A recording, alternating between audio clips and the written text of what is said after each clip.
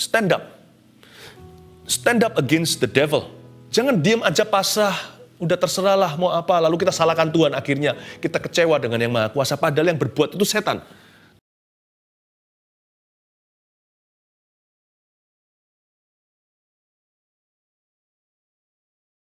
Ya Tuhan, genderang perang telah berbunyi, hidup kami berkemenangan karena Kristus beserta kami. Sekarang waktunya kami kenakan selengkap senjata Allah, melawan musuh yang tidak kelihatan, melawan dosa. Kami percaya kemenangan ada di pihak orang percaya. Tuhan Yesus, bawa setiap kami ke dalam jalan-jalan kemenangan-Mu, jalan-jalan yang kekal itu. Hamba bergantung penuh pada Roh Kudus untuk mengubah kehidupan seseorang, untuk mengubah kehidupan setiap kami. Terima kasih Tuhan, urapi kami. Sembunyikan hamba di balik salib Yesus. Dalam nama Yesus. Amin. Puji Tuhan. Ambil Alkitab dan catatan khotbah juga. Jangan lupa subscribe. Tekan tombol notifikasi supaya Anda selalu mengikuti, selalu diupdate kalau ada acara-acara baru. Supaya Anda bertumbuh. Buka bersama dengan saya Efesus pasal yang ke-6 sekarang. Beri judul senjata peperangan rohani. Tahukah Anda, sadarkah bahwa setiap hari di dalam hidup ini ada peperangan rohani yang tidak nampak di mata jasmani. Dan peperangan itu terus-menerus terjadi. Bahkan sekarang ketika saya berbicara bersama dengan Anda di saat teduh ini. Nah, kita harus menang. Kemenangan itu harus secara sengaja, tidak bisa kebetulan. Karena tidak mungkin diizinkan, karena setan menentang setiap anak-anak Tuhan. Kalau kita tidak secara by design, dengan rancangan, dengan keputusan by choice, dengan pilihan, kita mau menang, kita pasti kalah. Karena iblis datang untuk mencuri, membunuh, dan membinasakan. Ada yang menentangmu siang dan malam, yaitu iblis, setan, dan semua antek-antek setiap roh jahat di udara. Memastikan bahwa hidupmu tidak akan sampai ke sorga, memastikan bahwa sorga tidak akan sampai ke kehidupanmu. Kita harus tahu bahwa kita tidak harus kalah. Tuhan sudah menyediakan persediaan dan gudang senjata. Mari kita sama-sama baca terlebih dahulu Efesus 6 ayat 10-18. Saya bacakan semua, lalu baru saya jelaskan satu persatu. Akhirnya hendaklah kamu kuat di dalam Tuhan, di dalam kekuatan kuasa-Nya. Kenakanlah seluruh perlengkapan senjata Allah, supaya kamu dapat bertahan melawan tipu muslihat iblis. Karena perjuangan kita bukanlah melawan darah dan daging, tetapi melawan pemerintah-pemerintah, melawan penguasa-penguasa, melawan penghulu-penghulu dunia yang gelap ini, melawan roh-roh jahat di udara. Sebab itu, ambillah seluruh perlengkapan senjata Allah, supaya kamu dapat mengadakan perlawanan pada hari yang jahat itu, dan tetap berdiri, sesudah kamu menyelesaikan segala sesuatu. Jadi, berdirilah tegap, berikat pinggangkan kebenaran, dan berbaju sirahkan keadilan. Kakimu berkasutkan kerelaan untuk memberitakan Injil damai sejahtera. Dalam segala keadaan, pergunakanlah perisai iman, sebab dengan perisai itu, kamu akan dapat memadamkan semua panah api dari si jahat. Dan terimalah ketopong keselamatan dan pedang roh, yaitu firman Allah. Dalam segala doa dan permohonan, berdoalah setiap waktu di dalam roh, dan berjaga-jagalah dalam doamu itu dengan permohonan yang tidak putus-putusnya untuk segala orang kudus. Katakan amin. Ayat 10, perlengkapan rohani bunyinya begini. Inilah senjata peperangan rohani kita. Akhirnya, hendaklah kamu kuat di dalam Tuhan dan di dalam kekuatan kuasa-Nya. Garis bawah itu, kuat di dalam Tuhan, lalu kuat di dalam kekuatan kuasa-Nya. Jangan takut ya, hanya karena disebut ada peperangan rohani atas hidup kita, lalu kita panik sendiri. Apalagi orang yang takut dalam gelap sendirian. Jangan takut, yang menyertai kita itu lebih besar daripada yang menyertai mereka. Untungnya mata kita ini nggak dibuka untuk melihat alam roh. Kalau dilihat kita mungkin nggak ready. Atau kita mendengar sesuatu, percayakan aja sama Tuhan Yesus, Dia yang Maha tahu. Tapi andai kata mata kita dicelikkan, kita bisa melihat di alam roh itu berdarah-darah untuk kita, supaya kita damai sejahtera. Tapi kita juga ada ambil peran di dalamnya, karena Tuhan tidak mau kita pengangguran. Karena kita ini anak, Tuhan mau melibatkan kita di dalam kemenangan dan pekerjaannya. Nah, ini adalah pengajaran yang menunjukkan bagian Anda dan saya di mana. Tapi terlebih dahulu kabar baiknya dimulai dari awal. Kita ini peperangan rohani, memang iya, tapi peperangan rohani kita itu beranjak dari kemenangan. Bukan kita perang dulu baru menang kemudian. Kita ini sudah menang. Mungkin ada bertanya, ngapain perang? Nah itu tadi, kita perang bukan untuk meraih kemenangan, tapi kita perang untuk merayakan kemenangan Kristus. Karena pekerjaan Yesus di kayu salib itu sudah selesai. Anda dan saya tidak perlu bantu. Tapi kita harus hidup hari ini sengaja di dalam Tuhan. Jangan keluar dari hadirat Allah. Kita itu beranjak dari kekuatan peperangan kita. Hendaklah kamu kuat di dalam Tuhan. Itu kan kemenangan di Kalvari 2000 tahun yang lalu. Yesus sudah meremukkan kepala si ular. Di dalam kekuatan kuasanya, itulah kuat kuasa Roh Kudus. Sebab peperangan kita bukan melawan darah dan daging. Dan roh di dalam diri kita lebih besar daripada seluruh roh yang ada di dalam dunia. Roh Allah itu lebih berkuasa. Jadi kita tidak was-was, bisa menang atau tidak. Segala pergumulanmu, segala peperangan rohanimu, ketahuilah, Yesus sudah menang untukmu. Sadarilah bahwa Roh Kudus sudah memberikan semua sumber dayanya untuk Anda hidup berkemenangan hari ini. Percayalah itu. Jadilah kuat di dalam Tuhan, di dalam kekuatan kuasanya. You and I, Anda dan saya, sudah menang. Ayat 11. Kenakanlah seluruh perlengkapan senjata Allah, supaya kamu dapat bertahan melawan tipu muslihat iblis. Garis bawahi kata seluruh perlengkapan senjata Allah, seluruh loh ya. Jangan sebagian, jangan setengah-setengah, atau sebagian besar bahkan. Jangan sisakan satu, tidak digunakan. Setiap perlengkapan senjata Allah itu yang nanti akan saya bahas, satu persatu itu istimewa dan berguna di dalam segala aspek hidup kita. Tapi saya tunjukkan dulu, seluruh perlengkapan senjata Allah kalau kita sudah kenakan, ada satu bagian badan kita yang masih terekspos. Tidak di cover. Satu bagian tubuh kita yang tidak disediakan perlengkapan senjata. Namanya punggung kita. Itulah sebabnya tidak ada perlindungan ilahi bagi orang yang memilih untuk membelakangi Tuhan hari ini. Dan kalau kita mundur dan lari dari peperangan, tidak ada perlindungan. Perang itu berhadapan, muka dengan muka. Maka tegaklah kepalaku hadapi lawanku yang berada di sekelilingku, dan mulutku memuji, bermazmur bagimu, bersorak bagi kemuliaanmu. Kita tidak dipanggil untuk mundur, panik sendiri, kalap lalu lari. Bukan hanya membelakangi Tuhan, tapi kita lari dari kenyataan. Banyak orang itu pandai untuk lari dari masalah, lari dari persoalan, lalu sembarangan pilih saluran. Kita channel our frustration, frustrasi, kita salurkan dengan cara yang tidak benar, jatuh dalam dosa, masuk kecanduan. Jangan. Semua badan kita ini diberi Tuhan senjata atau dipersenjatai, kecuali belakang kita, karena Tuhan tidak berkehendak kita lari dari problema. Tapi kita harus hadapi. Dan senjata mutakhir iblis itu namanya tipu muslihat. Tipu itu dusta.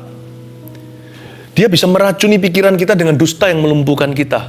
Andai kata kita tahu kebenaran, kan kita pasti menang dalam segala pergumulan. Nggak tentu kemenangan itu berupa segala sesuatu yang kita inginkan diberikan. Kadang-kadang untuk meraih kemenangan, untuk merasakan kemenangan yang Yesus telah beli di kayu salib itu butuh proses dalam hidup ini. Kemenangan itu sudah tersedia, tapi waktu kita mengalaminya, kita masuk dalam proses yang berkepanjangan. Karena itu perlu panjang sabar, iman itu juga menunggu. Nggak tentu kita dapat semua yang kita mau, tapi pokoknya siapa yang bersama dengan Tuhan pasti menjadi lebih dari pemenang. Mungkin segala sesuatu di sekelilingnya runtuh, bukit beranjak, gunung-gunung pun bergoyang, tapi kasih setia Tuhan tidak akan beranjak dari hidupnya kalau Tuhan memegang kehidupan orang itu. Tipu muslihat iblis, satu tipu yaitu dusta, muslihat di situ. Iblis bisa coba-coba. Dan apakah iblis tidak punya kuasa? Iblis itu malaikat jatuh, dia punya kuasa. Cuman dia nggak lebih berkuasa daripada orang-orang yang pegang firman Tuhan. Dia nggak lebih berkuasa dari orang-orang yang penuh atau kepenuhan dengan Roh Kudus. Ayat 12, karena perjuangan kita bukanlah melawan darah dan daging, tetapi melawan pemerintah-pemerintah, melawan penguasa-penguasa, melawan penghulu-penghulu dunia yang gelap ini, melawan roh jahat di udara. Coba saya breakdown dulu kemah setan seperti apa. Pertama-tama disebut melawan pemerintah-pemerintah. Ini bukan pemerintah-pemerintah di bumi. Ini pemerintah-pemerintah di udara. Ini bukan bicara tentang government kita. Karena kita harus menghormati pemerintah. Kita harus mendoakan supaya damai sejahtera. Supaya ada roh takut akan Allah di negeri. Tapi pemerintah-pemerintah ini menjelaskan pada kita, mengekspos kerajaan setan, bahwa kerajaan iblis itu tertata rapi. Tidak terpecah-pecah. Ada rankingnya. Nggak usah ngeroh masuk di dalam alam roh lalu kasih mereka nama. Oh, aku menghadapi Lucifer hari ini, lalu bangga. Nggak usahlah. Iblis dan setan semuanya itu pokoknya. Mereka itu adalah musuh Tuhan, musuh kebenaran. Mereka adalah musuh terang. Tetapi Tuhan lewat ayat ini menjelaskan kepada kita bahwa iblis itu tidak pernah iseng. Dia secara sengaja menentang kehidupan orang percaya. Dia mau mencuri, membunuh, membinasakan. Dia menyusun dengan rapi agar hidup orang yang lengah, tidak waspada atau berjaga-jaga. Orang itu akan dibuat jatuh kalau tidak kini, sekarang ini, ya nanti ketika dia sudah diberkati atau setelah dipakai oleh Tuhan. Karena itu kita nggak boleh berkata begini, Kristus sudah menang kan, jadi sekarang aku bisa hidup seenaknya. Toh masuk sorga. Waktu kita bertobat, hingga waktu kita nanti meninggal dunia atau Tuhan datang kembali, kan masih ada kehidupan sekarang ini. Dan masih ada rencana Allah. Kita harus belajar melakukan kehendak-Nya. Jangan lengah, jangan di tengah-tengahnya kita dicuri mati-matian. Kita diporak-porandakan, dibunuh, dibinasakan. Jangan main-main, itulah sebabnya jangan jadi orang Kristen yang suam-suam kuku. Jangan bolong-bolong sama Tuhan. Saya kalau saat teduh, baca Alkitab, sembahyang, doa sendirian, atau waktu bersama dengan teman, bukan supaya masuk sorga, tapi supaya saya jangan jauh dari Tuhan. Saya tidak mau memberikan kesempatan untuk iblis menumpukan kaki. Kalau dia bisa masuk kakinya, sebentar lagi seluruh tubuhnya. Saya tidak mau hidup saya yang penuh dengan rancangan Allah ini dicuri begitu aja. Meskipun saya masuk ke sorga, nama saya tertulis dalam kitab kehidupan, saya nggak mau suatu hari di gerbang sorga menangis terakhir kali sebelum Yesus hapuskan air mata. Saya menyesal kok hidup saya begini. Saya tidak mau upah saya dihanguskan dalam kerajaan kekal. Saya tidak mau sebagai orang yang pas-pasan masuk dalam keselamatan. Tapi seseorang yang pekerjaannya hangus dalam api. Saya tidak mau dibatalkan, tidak mau digagalkan oleh setan. My life is too precious. Hidup saya terlalu berharga. Masa depan saya terlalu pasti. Sekalipun sekarang kelihatannya segala sesuatu tidak pasti. Tapi dalam Kristus selalu pasti. Karena Kristus berkata dengan jelas sekali, kamu punya masa depan penuh pengharapan. Saya tidak mau itu dicuri. Iblis itu susunannya begini. Peperangan kita bukan melawan darah dan daging. Jadi nggak bisa pakai positive thinking. Tuhan beri persenjataan yang nggak cocok kalau kita pakai badminton. Untuk olahraga badminton kita pakai untuk tenis meja. Pingpong ada pingpong sendiri. Sepak bola. Bola pun beda-beda. Volley tidak sama dengan bola basket. Di lapangan yang berbeda salah kaprah. Jangan kira sana kalau kita orangnya disiplin, tentara lagi. Biasa jam 3 pagi, bangun, langsung mandi. Cuma 3 menit, langsung marching, langsung berbaris. Kalau aku punya disiplin jasmani, disiplin fisik dan mental, aku pasti punya disiplin rohani. Disiplin rohani is a totally different game. Aku ini orangnya sangat-sangat bisa mengendalikan diri. Lalu tiba-tiba jatuh dalam dosa. Karena amoralitas, hukumnya beda. Pernah nggak lihat orang yang punya disiplin yang luar biasa, atlet contohnya, makan aja ditakar, tetapi nafsu tidak bisa dijaga, jatuh dari satu wanita kepada wanita berikutnya, atau sebaliknya dari satu tangan pria ke tangan pria berikutnya. You cannot compare, karena aset Anda secara kedagingan untuk kerohanian. Latihan jasmani itu terbatas benefitnya. Tapi latihan rohani itu kekal sifatnya. Anda harus dan saya harus mengenakan perlengkapan senjata yang diucapkan, yang dituliskan di dalam Alkitab. Ini yang harus kita perhatikan untuk kita mengalami kemenangan yang kekal, kehidupan rohani terutama yang menjadi fondasi kehidupan kita yang lainnya. Sebab peperangan kita melawan pemerintah-pemerintah di udara. Mereka punya rankingnya. Iblis itu punya strategi untuk menjatuhkanmu. Tapi mereka hanya kalah kalau kita hidup tiap hari dalam pembaharuan akal budi. Jikalau firman Tuhan ini kita bergantung padanya setiap saat. Dan kalau kita ini bersandar dalam tuntunan Roh Kudus setiap waktu, iblis tidak bisa berbuat sesuatu. Orang tidak bisa berdiri tegak dalam hubungannya dengan Allah karena kemampuan dagingnya. Sebab peperangan kita bukan melawan darah maupun daging. Melawan penguasa-penguasa setelah pemerintah-pemerintah. We are facing a very powerful enemy. Saya ngomong begini bukan memuliakan setan, tapi tidak boleh remehkan. Setan atau iblis itu punya kuasa. Dan dia telah berhasil menjatuhkan manusia sejak Adam dan Hawa. Track recordnya tidak diragukan. Dia tahu kelemahan manusia itu di mana. Tapi dia nggak bisa apa-apa dengan orang yang hidupnya di dalam hadirat Allah. Melawan penghulu-penghulu dunia yang gelap. Kata penghulu-penghulu dunia yang gelap ini dalam bahasa Inggrisnya prince, pangeran-pangeran dunia. Berarti iblis atau setan ini punya hamba-hamba di bumi. Jangan loh ya kalau kita ketemu orang, "Ih, kamu setan," atau kita tengking teman. Jangan pakai cara begitu. Kasih sesamamu. Doakan mereka bahkan yang mengutukimu. Tapi ketahuilah, jangan buta, jangan naif, jangan polos, nggak tahu apa-apa. Padahal sudah diperingatkan di dalam Alkitab.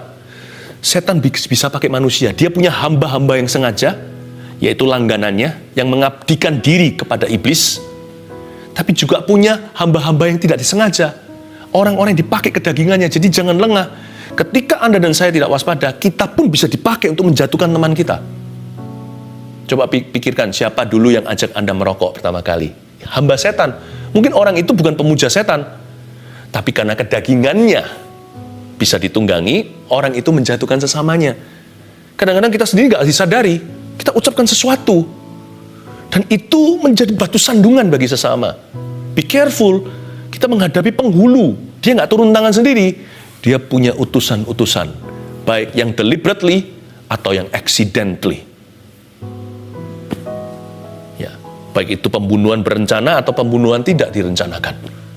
Jangan mau jadi hamba setan. Tapi juga hati-hati, juga waspada dengan orang-orang yang bisa dipakai oleh roh jahat. Jangan benci orang-orang itu, doakan, tapi jangan terpancing emosinya. Jangan ikut-ikutan sama hasutannya. Ingat, kita tinggal di dalam suatu planet dunia ini yang hawanya nggak enak. Ada penghulu di mana-mana. Lalu melawan roh-roh jahat di udara. Berarti numerous. Kata roh-roh jahat di udara itu sebanyak udara di sekeliling kita, sebanyak itu roh-roh jahat di udara. Numerous, berarti kita menghadapi musuh yang banyak sekali. Saya nggak tahu jumlah malaikat itu berapa, Alkitab nggak pernah menuliskannya. Nggak pernah secara persis mencatatnya. Mungkinkah ada jumlah malaikat itu sebanyak populasi dunia? Atau melebihi? Berjubel-jubel di udara karena space atau ruang hampa. Itu beda fisik, karena fisik ada ukurannya. Saya tinggi 1,8 berapa, saya beratnya, lebarnya. Satu ruangan kira-kira dihitung berapa meter, berapa kali berapa persegi. Kita bisa tahu kira-kira berapa orang berdiri kalau duduk berapa meja. Setan nggak bisa digituin. Tapi dia ada banyak. Makanya Yesus menghadapi legion, bukan? 6.000 roh jahat di dalam satu tubuh manusia itu. Rantai pun gak bisa menahan dia. Saya gak ngomong gini supaya kita ketakutan. Segitu banyaknya dicampur jadi satu. Jadi satu digabung pun gak bisa menang dengan satu Roh Kudus di dalam dirimu. Dia terlebih besar. Roh di dalam dirimu lebih gede daripada roh yang ada di dalam dunia. Digabung jadi satu di jus sekaligus. Saya ngomong gini untuk mengembangkan imanmu, bukan untuk membuatmu ciut. Tapi juga jangan jadi orang yang asal-asalan cuma mencibir sesuatu yang dia tidak kenal. Lalu hina-hina setan. Setan nggak perlu dihina, setan perlu dilawan. di dalam kehidupan kita. Nggak usah pergi ke kuburan.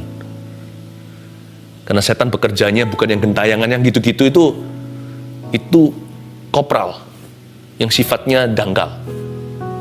Yang lebih hati-hati itu yang diabolos itu, yang mempengaruhi pikiran. Seperti mempengaruhi Petrus, Yesus, kau jangan naik ke salib. Ya Tuhan, ya Guru. Yesus katakan pada Petrus, enyah kamu iblis. Kamu memikirkan pikiran iblis, bukan kamu memikirkan pikiran manusia. Be careful dengan yang gituan. Bukan yang gentayangan, tidak usah takut yang gituan. Nah, sekarang kita lihat perlengkapan senjata ayat 13. Sebab itu ambillah seluruh perlengkapan senjata Allah, supaya kamu dapat mengadakan perlawanan pada hari yang jahat itu, dan tetap berdiri sesudah kamu menyelesaikan segala sesuatu. Ini indah. Ambillah seluruh perlengkapan senjata Allah, provided but not automatic. Perlengkapan senjata Allah, pergudangan senjata ini sudah provided in Christ. In Christ alone, dalam Kristus kita sudah disediakan semua bahan yang kita perlukan untuk hidup berkemenangan. Katakan amin. Nah, itu sudah provided, sudah disediakan. Tapi ada perintah, ambillah. Itu perlu tangan untuk meraihnya, kaki untuk melangkah dan berkata, gua ambil ini untuk diriku. Ambillah itu adalah langkah iman. Adalah tindakan yang aktif, active tense, provided but not automatic. Kenapa orang Kristen, anak Tuhan yang sudah sekian lama hidup pun bersama dengan hidup dalam imannya, tetap hidup dalam kekalahan, kalah bertubi-tubi, kalah melulu. Mengapa dan kalah sana sini? Karena imannya pasif, iman tanpa perbuatan dalam hati. Sedangkan Tuhan perintahkan, ambillah. Ambillah. Ingat ya, bahwa kemenanganmu itu sudah dibeli, tapi tidak otomatis Anda alami kalau Anda dan saya tidak belajar jalan dalam ketaatan dengan Tuhan Yesus. Gunakan imanmu untuk mengadakan perlawanan dan tetap berdiri. Stand up against the devil. Jangan diam aja pasrah, udah terserahlah mau apa, lalu kita salahkan Tuhan, akhirnya kita kecewa dengan yang Maha Kuasa, padahal yang berbuat itu setan. Tuhan tidak memberikan semua perkara-perkara itu. Bukan Tuhan yang suruh ada satu figur yang mengecewakanmu untuk melecehkanmu waktu Anda kecil. Pelecehan seksual contohnya. Tuhan tidak suruh dia. Bukan Tuhan yang mencuri hartamu atau kesehatanmu. Bukan Tuhan, Tuhan memberi sesuatu yang buruk supaya Anda belajar rendah hati. Tuhan nggak begitu. Apa susahnya saya sebagai ayah ajari anak saya untuk rendah hati tanpa saya harus pukuli dia? Tuhan nggak pakai cara demikian. Makanya itu dikatakan di sini mengadakan perlawanan. Penting sekali kita kenakan perlengkapan senjata Allah supaya kita mengadakan perlawanan. Jangan diam saja. Lawanlah dia dengan iman yang teguh. Stand your ground. Stand up for your territory. Ya. Pertahankan teritorimu. Apa yang merupakan tanah perjanjianmu dari Tuhan. Saya tidak ajari orang untuk berantem secara fisik. Karena peperangan kita bukan melawan darah dan daging. Saya ajari kita untuk perang secara rohani. Bukan saya, tapi Kristus yang ajarkan. Are you ready sekarang masuk ke dalam susunan persenjataan? Jadi, berdirilah tegap ayat 14. Semoga sekarang sudah tegap semua berdirinya. Oh, saya ngerti sekarang. Dari sejak ayat pertama tadi dibaca oleh Pastor Philip ayat 10, saya jadi paham statusku. Saya mengerti hak-hakku sekarang di hadapan Kristus. Puji Tuhan. Jadi berdirilah tegap. Nah, yang nomor 1, berikat pinggangkan kebenaran. Belt of truth. Sabuknya itu adalah kebenaran. Tulis itu artinya apa? Itu artinya tulus dan jujur. Tidak heran itu adalah senjata pertama yang diperkenalkan. Kenapa kok bukan pedang ya? Kan keren, pedang roh langsung. Atau paling tidak perisai gitu, seperti tentara Romawi dulu. Atau apa, atau mungkin yang sepatunya lah. Sepatunya yang mutakhir atau gimana. Kenapa yang pertama kok sabuknya? Coba ambil sabuk itu, semua perlengkapan yang lain ikut melorot, ikut runtuh. Tidak ada yang mengikat, karena sabuk itu yang mengikat semuanya di tubuh. Karena baju sirah itu kan semuanya bertumbuh pada sabuknya. Celananya juga, sampai sepatu bukan? Tanpa kejujuran, tidak ada senjata yang lain yang bisa ampuh dalam hidupmu. Makanya saya ajarkan pada anak-anak saya begini. Segala kesalahan kalian, selama kalian datang untuk belajar, datang ke papa, ke daddy, bukan hanya mami daddy akan bisa ampuni, pulihkan, doakan, Kami akan mungkin bisa marahi kalau perlu, tetapi tidak akan pernah membenci. Tapi satu hal ini yang membuat semuanya percuma. Kalau kalian berdusta atau berbohong atau menipu mama papamu sendiri. Dosa dusta berbohong itu bukan dosa terbesar. Bukan memang. Tetapi kenapa Tuhan dan Alkitab menyebut iblis dengan gelar bapak segala dusta? Kok bukan bapak segala zina? Kok bukan bapak segala pembunuhan? Kok bukan bapak segala penyembahan berhala? Kenapa bapak dusta? The father of lies. Because when you lie, atau kita berbohong atau berdusta, kalau seseorang bohong sama saya sudah nggak tahu saya bicara sama siapa. Saya udah nggak kenal orang itu. Who are you? Dan dia ngomong apapun juga kalau itu dusta. Bahkan ketika dia berkata, aku jujur loh, itu pun bohong. Bahkan kalau dia berkata, aku bohong, ternyata itu juga bohong. Jadi jujurnya apa? Bohongnya mana? Saya nggak jelas. Saya nggak kenal orang itu. Dan kalau kita terbiasa dengan berbohong melulu, nggak tulus dan nggak jujur lagi jadi orang, kita sendiri nggak tahu kita siapa. Dan kita sendiri bingung kapan kita berdusta, kapan kita berbicara sejujurnya. Bukan dosa terbesar, tapi dosa yang paling membingungkan. Kalau tidak ada ketulusan kejujuran, tidak ada senjata yang lain. Segala sesuatu jadi chaos. Semuanya jadi kacau. Penting sekali, selalu jaga hati. Ternyata perlengkapan senjata pertama adalah memberitahu pada diri sendiri, saya jadi orang harus tulus, saya jadi orang harus tulus, saya harus jujur. Mending saya jujur merugi, mending saya tulus dan dibenci. Bukan berarti bodoh ya, tetap kita harus cerdik seperti ular, meskipun tulus seperti merpati. Tetapi harus tulus dulu seperti merpati, baru cerdik seperti ular. Jangan ubah susunannya. Saya beritahu pada diri sendiri, hari saya tidak jujur atau tidak bisa tulus lagi jadi orang, saya sudah mati kok. Saya sudah mati. Saya bukan manusia, saya ini zombie. Beritahu pada diri sendiri, tulus dan jujur itu senjata. Dalam hidup ini, di masyarakat, apalagi dalam membangun hubungan dengan Tuhan. Tulus dan jujur itu segalanya. Berbaju sirahkan keadilan kedua, breastplate of righteousness. Saya tambahkan, ini yang disebut holiness and right attitudes. Jaga kekudusan saudaraku di akhir zaman. Ini seperti pepatah zaman dulu loh. Kalau aku benar, aku tidak takut sama siapa-siapa. Itu benar. Jaga hati dengan segala waspada. Ternyata itu senjata. Kalau kita tahu bahwa kita menjaga kekudusan, sekalipun kita juga bisa berdosa, kita bisa berbuat salah. Tapi pokoknya, kalau kita beres hari ini, kalau saya hari ini beres sama Tuhan hidup saya, takut tidak bisa lagi merasuk dalam hati. Saya kasih contoh, suatu hari saya naik pesawat, goncang banget, goncang benar. Ya, pramugari mulai takut, silahkan mulai panik. Tapi kalau pramugari nggak apa-apa, tenang aja, nggak usah ketakutan. Nah, saya lihat waktu itu mulai ketakutan. Orang di sebelah saya baru kenal hari itu.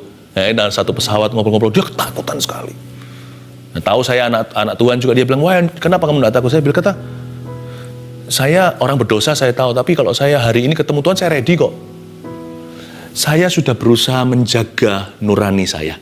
Saya jaga my attitude, sikap hati saya. Saya bukan berarti saya jadi orang sempurna, tidak pernah buat salah, enggak sih.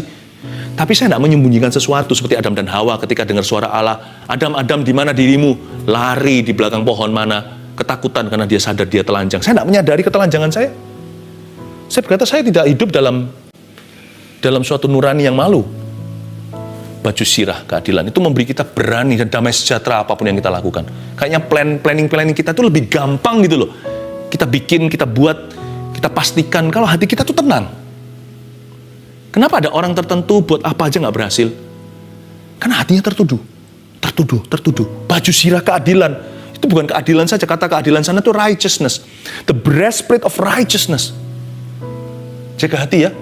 Ternyata nggak sia-sia loh jaga hati. Sekalipun lihat, kok enak ya orang itu orang jahat tapi kok hidupnya enak. Dia enak sementara. Tapi waktu dalam krisis kehidupan, percayalah, apalagi kalau mau mati. Baju sirah keadilan, Anda kalau punya, Anda akan berkata pada dirimu sendiri, oh Tuhan terima kasih. Makasih. Itu harus nempel di kita sampai di ranjang kematian kita suatu hari jikalau kita matinya begitu. Bahwa Lord I'm ready. Kakimu berkasutkan kerelaan untuk memberitakan Injil damai sejahtera. Ini sepatu. Kalau di dalam zaman peperangan zaman itu, zamannya Paulus ini kan Romawi. Itu berarti untuk menghindari benda tajam di sana, atau kalau kena mungkin sabetan daripada lembing musuh. Kaki itu berkasutkan kerelaan. Tapi aneh, ini kaki ini adalah kasut kerelaan untuk memberitakan Injil. Ternyata gini loh, ministry, pelayanan dan misi itu senjata rohani. Saya nggak bisa bayangkan kalau hidup saya udah nggak punya sesuatu lagi yang saya perjuangkan. Kalau hidupku hanya untuk aku lagi, supaya aku dapat semua yang ku mau, beli semua barang yang ku inginkan, supaya semakin kaya katakanlah, atau supaya bisa jalan-jalan kemana-mana. Sebentar aja memang excited, menarik, tapi lama-lama bosan. Hidup kita mulai berputar-putar di padang gurun, hambar tanpa tujuan. Karena itu sebenarnya bukan ministry atau pelayanan di dalam gereja contohnya, atau bersama di dalam gereja, karena kita adalah gereja Tuhan, tubuh Kristus. Ministry itu bukan pelayanan yang membutuhkan Anda. Percaya nggak? Anda dan saya butuh pelayanan. Tanpa itu, ini pengangguran. Hati kita pengangguran, sekalipun kita nggak nganggur kerja. Roh kita penasaran, kering kerontang, nggak tahu memperjuangkan apa dalam hidup ini. Makanya kasut kerelaan itu mendatangkan sejahtera di hati orang itu sendiri yang berkasutkan kerelaan memberitakan Injil. Waktu kita beritakan Injil, yang damai itu kita dulu. Semakin saya beritakan Injil, semakin saya mantap dengan Injil. Semakin saya beritakan Injil, semakin saya yakin. Loh, saya sudah yakin, tapi semakin saya beritakan firman seperti ini, saya sendiri semakin erat dengan firman. Mau nggak mau kan pedang bermata dua. Sebelum saya muntahkan, kan saya telan. Pastikan jangan putus hubungan dengan pelayanan di masa-masa seperti ini. Misi juga harus tetap ada. Dalam segala sesuatu pergunakanlah perisai iman, ayat 16. Ini paling excited. Saya senang karena ini di masa seperti ini perisai iman mungkin highlight-nya ya. Sebab dengan perisai itu kamu dapat memadamkan semua panah api dari si jahat. Tulis cepat, perisai iman itu apa? Tulis ini. Live streaming besok. GMS.Church. Saya nggak bagikan di sini. Saya juga kasih judul The Power of Faith. Kuasa iman. Saya nggak bahas di sini ya, maklumkan. Saya bahas nanti di khotbah itu. The Power of Faith, Habakuk chapter 1 ya. Kita lompat dulu aja. Karena dengan perisai iman ini kamu dapat memadamkan semua panah api dari si jahat, ayat 16. Sekarang ayat 17, dan terimalah ketopong keselamatan dan pedang roh, yaitu firman Allah. Ketopong keselamatan ini the thoughts of hope, atau pikiran-pikiran harapan. Pikirkan pengharapan-pengharapan. Kalau kita mulai pengangguran di sini ya, ketopong keselamatan. Saya itu suka sekali tuliskan kalau saya sudah mulai tipis harapan atau sesuatu yang I can look forward to, atau sesuatu yang saya bisa dambakan di depan. Saya akan tulis 1, 2, 3. Easy points, buat poin-poin yang sederhana. 1, 2, 3. Oke, minggu depan, bulan depan, 3 bulan. Saya punya harapan apa? Saya catat. Dan itu membantu saya punya ketopong. Karena medan peperangan kita itu di otak kita, di kepala. Jadi dipentungin iblis terus di sini, lama-lama kita bisa berdosa. Padahal hati rohani kita fine-fine saja. Tapi kalau pikiran kita sudah mulai putus asa, paling bahaya orang putus asa. Bisa bunuh diri. Tapi minimal orang muda, kalau lagi hampa kepalanya, nggak tahu ngapain lagi. Biasanya jatuh dalam dosa. Kembali ke kebiasaan buruk. Ya kan? Lalu terlibat kecanduan. Ini loh yang harus dijaga, ketopong keselamatan. Biasa kan punya poin setelah baca Alkitab, oke Tuhan, saya tidak tahu nanti ke depan ini apa harapan. Bisnis saya lagi kandas atau apa. Kalau bisnisnya kandas, mungkin harapan Anda bukan bisnis, tapi tulis, aku punya harapan yang jangka panjang. Nanti suatu hari anakku yang sukses, aku tidak boleh putus asa di kilometer ini. Tulis yang jangka panjang. Saya harus ajarkan gagal berhasilnya papanya kepada anak-anak kami. Saya mau mereka jadi orang sukses, saya akan doakan. Jangka menengah apa? Saya mau bangun bisnis ini kembali, atau bangun bisnis yang baru contohnya. Jangka pendek apa? Bulan nanti hari Rabu depan ini ada saat teduh. Saya mau dengar suara Tuhan. Ku ingin mendengar suara Tuhanku, gembalaku. Apa yang hendak Ia katakan kepadaku? Aku mau berdiri di menara-menaraku. Ada looking forward, short term, mid term, long term. Ketopong keselamatan. Lalu pedang roh, yaitu firman Allah. biasakan to memorize scriptures, atau ini namanya scripture memory, atau menghafalkan ayat-ayat Alkitab daripada berdebat. Kalau dicoba itu, quote Alkitab aja itu banyak meredakan. Saya ajari kepada banyak anak muda, termasuk orang-orang tua. Kalau kita sedang bergumul dengan suatu pemikiran, ucapkan quote satu ayat Alkitab yang mudah-mudah untuk diingat, terutama yang relevan buat Anda.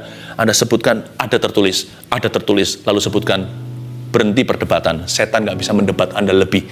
Tapi kalau Anda lawan dengan pikiran Anda, setan bisa bulet tuh pikiranmu. Pedang roh. Sudah ayat terakhir ya. Dalam segala doa dan permohonan, berdoalah setiap waktu dalam roh, dan berjaga-jagalah dalam doamu itu dengan permohonan yang tak putus-putusnya untuk segala orang kudus. Dalam segala doa, emangnya doa ada berapa macam? Maksudnya itu, bangun kehidupan doa demikian rupa di akhir zaman ini, apalagi di masa-masa susah. Pastikan Anda punya kehidupan doa itu multifungsi. Dalam segala doa itu, di dalam beberapa tipe doa, maksudnya apa? Public prayer, kayak begini ini termasuk public. Private prayer, saat teduh secara pribadi. Ya, gereja termasuk public. Di kamar sendiri itu private. Tidak ada orang lain di sini, di situ. Selain itu juga ada dalam segala doa itu ada juga doa yang sifatnya well planned, yang sudah terencana. Ada orang pagi hari, ada yang belum tidur pulang kerja malam hari, ada yang plan. Tapi ada yang sudden atau yang tiba-tiba. Kalau Anda digerakkan untuk berdoa tiba-tiba, berdoalah. Kadang-kadang saya dibangunkan pukul 3 pagi bahkan untuk mendoakan seseorang, atau mendoakan bangsa-bangsa, atau mendoakan Anda. Atau kadang-kadang saya di tengah-tengah kerja, saya ambil break sebentar, 10 menit. Saya minta di kantor saya tulis, jangan diganggu, saya berdoa sebentar. Atau saya beritahu sama sekretaris saya, please, no guest please, tidak ada yang ketemu sama saya dulu, saya berdoa sebentar. Bisa begitu. Kadang-kadang sudden prayer is important. Kalau Tuhan berikan gerakan, ikuti saja, itu pasti mengarah ke sesuatu yang berguna. Atau bisa jadi calm prayer, doa yang sifatnya khidmat, yang sifatnya solemn, yang sifatnya diam. Tapi juga ada doa yang loud. Kenapa ya Pastor Philip, waktu tadi doa di saat teduh, kapan hari lalu, saya menangis sejadi-jadinya. Siapa bilang doa itu harus selalu tenang, diam? Ada saatnya diam, ada saatnya kita itu berseru. Ada doa yang sifatnya calm, ada yang sifatnya loud atau keras. Apalagi kalau nengking setan. Kalau saya nengking setan kan nggak berkata, permisi ya, silakan keluar. Saya berkata, dalam nama Yesus, tinggalkan orang itu. Itu yang disebut dalam segala doa. Perkaya kehidupan doamu. Dan dalam permohonan, berdoalah setiap waktu dalam roh. Berdoa dalam roh. Berdoa dalam roh. Katakan berdoa dalam roh. Dahulu waktu saya belum bisa berbahasa lidah, belum dapat kepenuhan Roh Kudus, atau menerima berkat Pentakosta, saya menyesal sekali. Setiap kali saya pikirkan, aduh bodoh sekali. Saya suka meniru-nirukan orang berbahasa roh. Just because you don't understand it, doesn't mean anything. Tidak berarti itu tidak punya arti. Ya kan? Kenapa berdoa di dalam roh itu penting sekali? Karena kita itu di atas antara bumi dan sorga. Langit kita itu kontaminasi dengan roh-roh jahat di udara. Saya ngomong sesuatu itu bisa dipakai melawan saya, karena itu jangan banyak bicara. Pengacara kita itu namanya Roh Kudus. Dia kasih kita bahasa kode, bahasa sandi. Titit, zaman dulu telegraf. Itu ada artinya, bukan hanya titit-titit saja. Semua itu ada artinya. Just because you don't understand it. Jangan sampai kita berhalakan yang namanya otak kita saja. Karena menyembah Tuhan itu bukan hanya dengan akal budi, tapi dengan roh juga. Jangan berdoa dengan roh saja, dengan akal budi juga tentunya. Tapi kedua-duanya perlu. Dan ketika kita berbahasa roh, kita sedang menembus awan-awan kontaminasi ini, langit-langit ini, langsung kepada Bapa yang mengerti apa yang roh doakan melalui jiwa dan roh kita. Itu karunia. Kalau belum punya, minta. Kalau yang miliki, jangan merasa lebih rohani dari orang lain. Kalau yang belum bisa, jangan hakimi mereka yang sudah merasakan gunanya. Saling mendukunglah supaya semua maju, ya kan? Berdoalah di dalam roh. Dan berjaga-jaga dalam doamu itu dengan permohonan yang tak putus-putusnya untuk segala orang kudus. Jangan berdoa bagi dirimu melulu. Berdoa bagi diri Anda saja. Kalau Anda berdoa, berdoalah bagi orang lain juga. Please don't forget to pray for us juga ya. Kami ini cuma manusia. Mencoba melayani Anda sebaik-baiknya. Doakan bagi kami. Ya, jarang-jarang saya ngomong gini bukan untuk mengasihani diri sendiri. Tapi tidak ada orang itu yang Superman. Kita semua hanyalah hamba, bukan? belajar untuk saling mendoakan. Pray for each other, pray for others, and pray for each other. Belajar untuk mendoakan orang lain dan untuk saling mendoakan. Supaya tangan Tuhan bekerja dan rancangannya dipercepat. Amin. Saya mau selesai di sini saja. Catat baik-baik, renungkan. Terimalah berkat dari Allah Bapa dan dari Yesus Kristus. Segala kemenangan di bawah kakinya, dan dari Roh Kudus yang menuntunmu dari satu kemuliaan dan satu kemenangan pada satu kemuliaan dan kemenangan yang lebih besar. Bagi Dialah segala kemuliaan. Dalam nama Yesus, amin. God bless you.